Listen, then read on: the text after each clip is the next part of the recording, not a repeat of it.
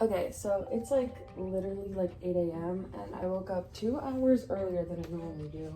So what I wanted to talk about is a book because none of my friends want to hear me rant about this book. The book is called They Both Died the End. I know that this channel isn't for books, but now it is because I'm talking about books. Don't want spoilers, please click off, but I urge you, please read this book because oh my god, I was like, no, thank you. You guys are making me think about what it's like to not exist and I don't want it. And I also sobbed very hard and I'm not really a crier. So this book, okay, the reason why I want to talk about it is because basically, okay, premise.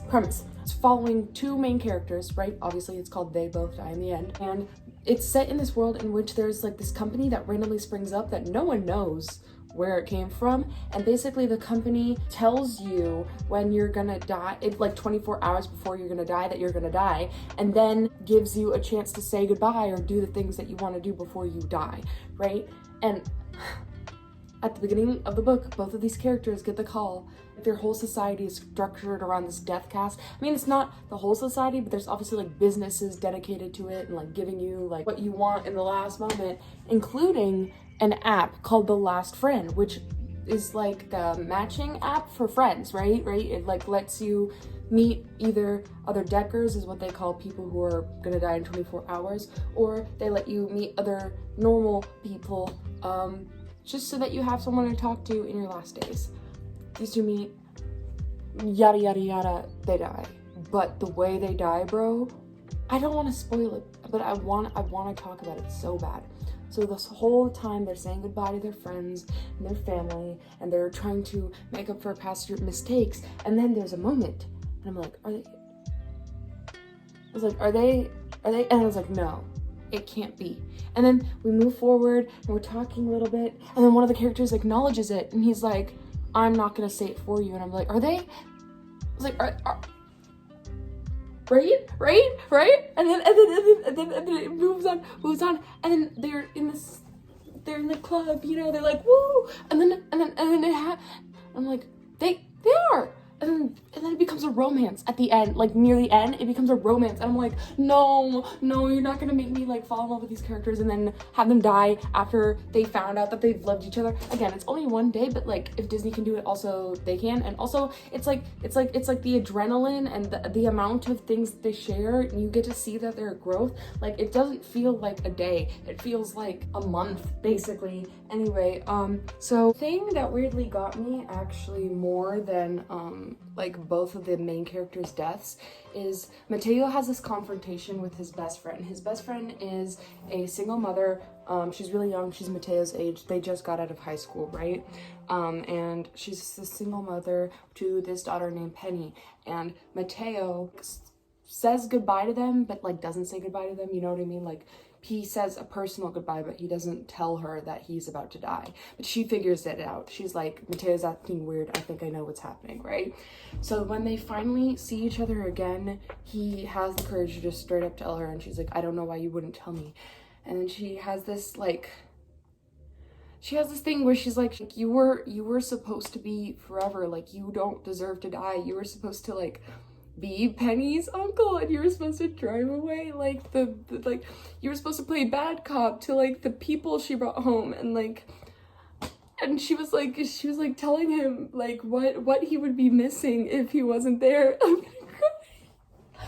What he would be missing while he's not there, and that part just like she's like, you're supposed to be there. You're supposed to be there. Why are you leaving? You can't leave. And I just like, I was like, she's okay, we're gonna stop. Yeah, I was just, that part just got to me because I it's so hopeless, you know what I mean? Like this book tries to give you hope that you can, I don't know, but that scene just feels so hopeless. Like the rest of it is like, I found love even though this horrible thing is happening to me. But that one is just like, she's on her own.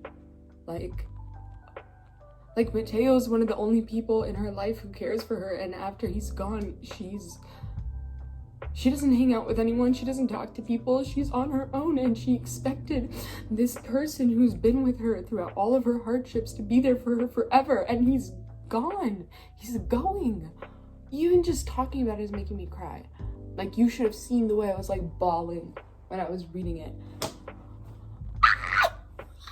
Anyway, so and then the way that Mateo dies, because they like promised, they were like, okay, if we stay in the circle, like nothing can happen to us, right? And then this dumb Mateo at the beginning of the book, they foreshadow that the oven doesn't work, and he goes and he's like, oh, let me go make some nice tea for Rufus, right? And he goes and he makes the tea, and then it burns. The apartment burns. I don't know why, but that. Okay, I get that that's the point of the book, but I don't think I ever expected them to die so suddenly. Like, that's the point, right? But like, I don't know, I thought that there would be some sort of build-up, like Rufus would see the death. Rufus doesn't see the death. Rufus is sleeping, because they're both sleeping together, and then one of them wakes up and then goes to make the tea. No, Rufus is sleeping. So bizarre, and he has to drag out Mateo's body, and then all of a sudden Mateo's just dead. Like, he's just gone. And so the thing is with this book is that it got me, I was just thinking, I was like, okay, I'm like throughout the book, it just kept putting me in this place where I was like, I like remembered all the moments where I had like very high adrenaline or got really nervous about something because I knew something bad was going to happen, just that sense of dread. And then right before it happens, you know what I mean? Like I've been in a car crash before, like I like right before you go on stage, like that kind of thing. And I just kept like those memories, those like moments, that's what I felt like the moments right before your death felt like, with that moment of realization, like, oh no, like this is it, and then boom, that's it. And I just kept having it, and I was like, it's putting me in the exact same place that these characters were at, and I didn't want to be, because I'm not gonna die. Well, it's not that I'm not gonna die, but hopefully I'm not gonna die soon, but also like I would never really want to know when I was gonna die. I don't want to know. And oh my god, the way Rufus dies, Rufus was my favorite. I like Mateo. Mateo's cool, but Rufus, bro, you know, like I was like, oh man. He dies because so the whole book they're super careful, right? They're like, we want to not die as much as possible. That's our goal. Take small risks like riding a bike and whatever, but they don't take, like whenever they're crossing the street, they always like watch. Whenever they do anything, they're always super careful, like walking up the stairs, like they don't take an elevator. When they're walking up the stairs, they go super carefully so that they didn't trip. And Rufus is like in shock basically that Mateo died, because they both promised each other neither would die in front of the other, which I guess technically I'm just realizing technically Mateo didn't. Or crying again, because it just clicked in my head. Like, they made a promise that they weren't gonna die in front of each other. And I was like, that's really weird that he didn't die in front of, like, because most